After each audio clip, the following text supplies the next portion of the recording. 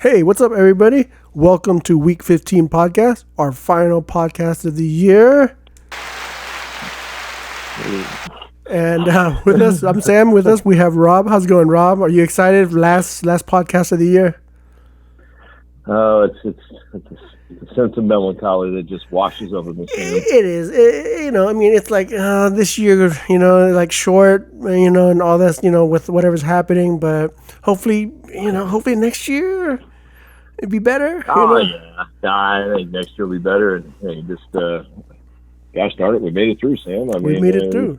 We're gonna have a championship game this weekend, and I mean, honestly, all things considered, I thought it went pretty darn smooth, to be perfectly frank with you. Yeah, it went okay. Everybody. It was I'll tell you, I don't expect any big pats on the back or anything, but anybody that runs these leagues, I can just tell you, it was a challenging year to stay in front of it. So hopefully we did as good as we could for everybody, but you can't make everybody happy all the time. But I think all things considered, it came out pretty good, man. Yeah, it did. And we're here to talk about the semifinals matchup we had.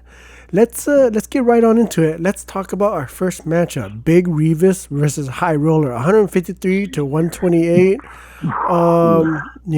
Patrick Mahomes and Brady, did it again for Big Revis here. Welcome back to the league. Yeah, I guess he just needed like a 3-year hiatus. Well, before we jump in there, I will say that all things considered with the league, we had a hell of a good weekend this weekend as far as these two playoff games go, man. And it's this game here that we're starting off with, Big Revis and High Rollers. This game is a little closer than that 25-point spread. So, we're in December now, so 150, 130. These are good scores each week. Tom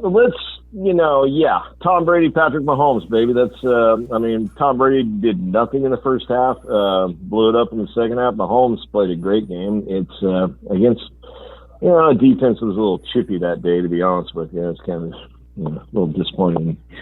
New Orleans spirit of team competition. They seemed a little cheap, but so be it. Yeah, man. That's a hell of a foundation. And Stephon Diggs had a nice game.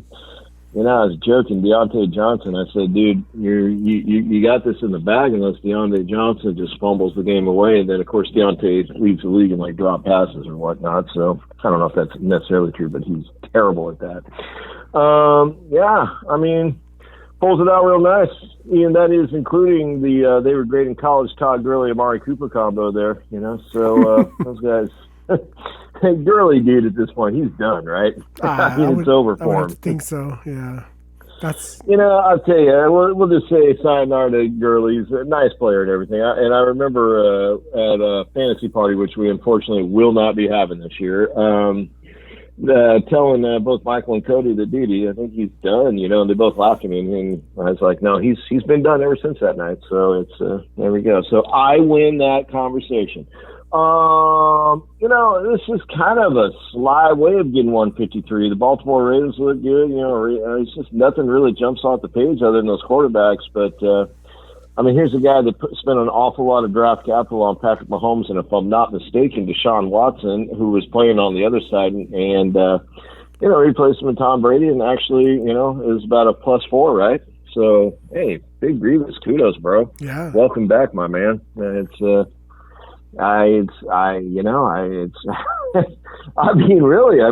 I'll tell you, he got back in the league, he sent a text, Rob, can I have my spot back? And it was like literally the same day that Dawn was like, I'm going to be in Cabo. I will have no Wi-Fi connection. And I went, well, funny thing here, Mark. I do believe we have a spot for you, brother. It was meant to be. It was really strange time. He was like literally within like 4 hours. So it was meant to be, and kudos to him. And, we love Mark, obviously. Man, he had a great season. It just Devontae Adams flatlines on it was really cold. Aaron Rodgers, 23 points, 143 yards that night. Jeez. It just was not a great second half for the Packers, but they're known to do that periodically. They're just like, whatever, we got this game won. He had a hell of a good team. He really did. And it just didn't happen this week for him. There was nothing on the bench. There's just nothing he could really do here. The Rams was a little bit of a disappointment, obviously, or a massive disappointment up against the Jets, you might say. Maybe you could have picked up 10, 15 points there. But it just Devontae kind of picked a bad week to have a bad week, a down week, and boy, that loomed large in both of these games. So it was a little strange, but great season. High rollers are still playing for the 3-4 game, that comes on in the early slot right before the game of football that they play over there in the rest of the world. So, World Cup. But it's still worth about an additional $100. I personally, I'd personally be thrilled to be playing in that game this week. But I'm just some slut that hosts these things and loses by 2 points. So, Big Revis, you the man, brother.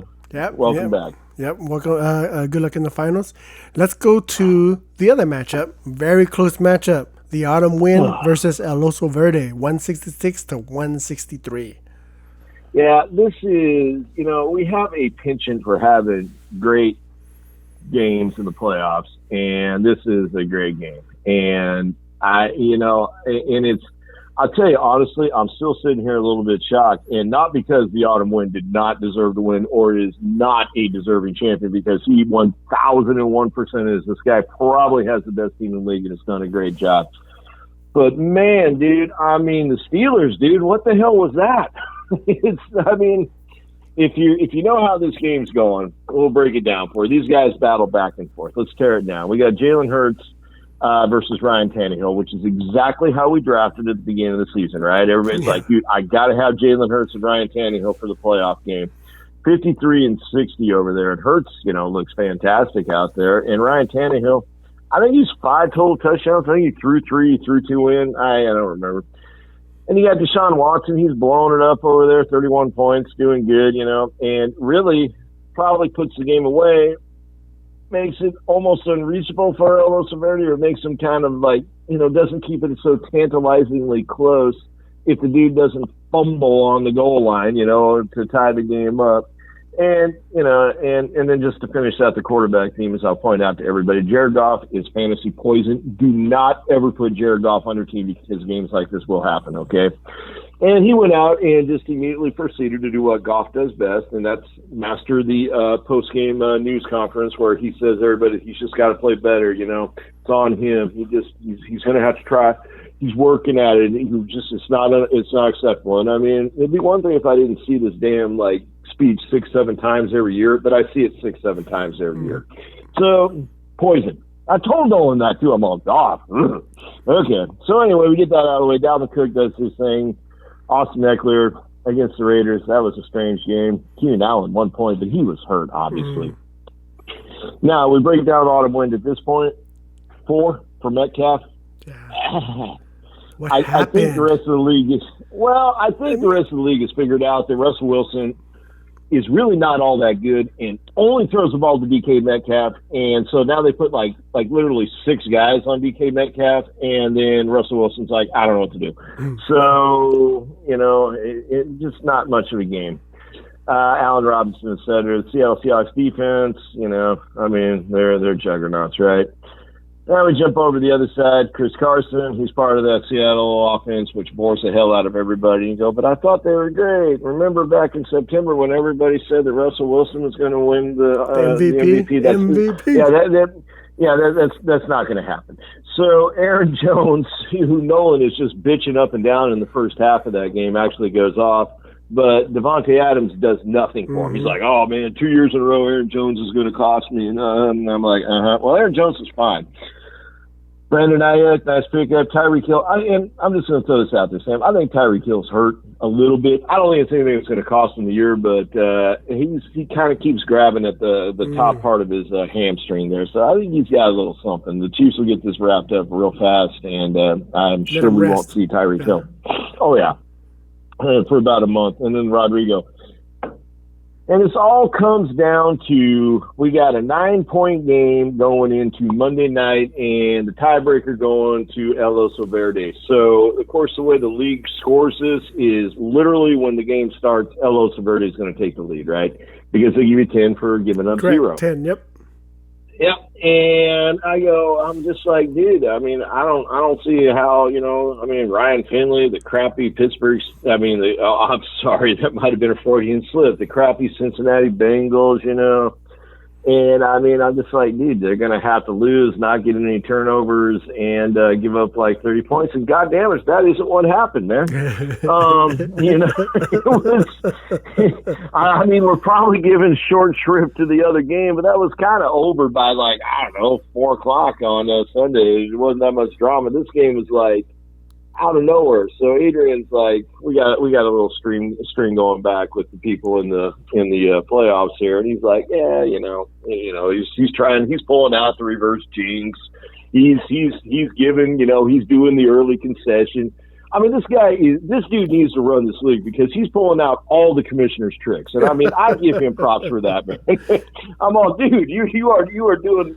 Did I do a master class on this? And he's just, he's pulling, he's giving El Oso Verdes the best team in the league. Everything you can throw in, and damn it if it didn't work, dude. It worked. The jinx worked. The reverse jinx.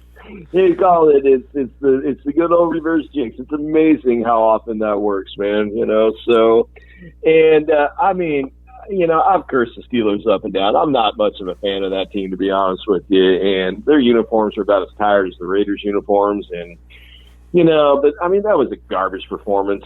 And, it's just, it is what it is. And I think the entire world's just like, well, at least the entire world of the 4 people that existed on that text string, we're just like, I think it's just everybody's like, wow. So, and Autumn Wind, kudos to you, brother. It's a fantastic. He's got a great team. He's had a great season, and he is an absolute pleasure to have in the league. And I wish him and Mark the absolute best, man. It's just that one of those games where you're just going, how did the Steelers just do that? And it was. I think everybody was shocked by it. He was sitting in there thinking, he's getting ready to get his number 3 jersey going, and here he is in the championship. And I'm going to go out on a limb here and say that I don't know, Sam. Who do you got winning this thing, man? Oh boy, I don't know. I would have put it the edge to Autumn Win, but Big Reeves showed up really good too this week, so it's going to be close. It's gonna be. I wasn't talking about that game. I was talking about the concession game. Oh man, come on! Nah, I'm kidding. Come on now! I'm kidding. I don't care about that. I don't care about that game at all. I don't care about that game. $100, Sam. There's $100 on the line, dude. An extra 100, man. Go ahead. No, but no. We'll see how it goes. I don't know. I'm going to give the edge to Autumn Wind. I don't know. Yeah. Well, all right. Let's tear it apart, man. Let's say there's no changes.